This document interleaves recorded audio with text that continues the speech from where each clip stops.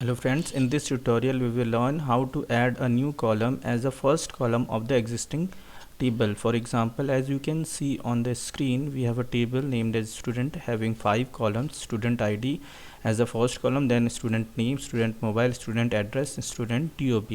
Now suppose you want to add a new column, student city, and you want to add that column as the first column of student table. Now if you want to do that thing, you have to use alter table statement along with first keyword. Now let's see how can you do this. First of all, you have to use alter table student, then you have to use add column command. Now the name of the new column, for example, student city.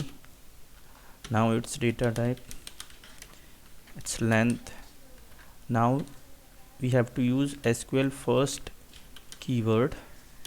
Now this keyword will make the newly added column student city as a first column of student table. Now we will use desc command to see whether the student city has been added as first column of the table or not. Now you can see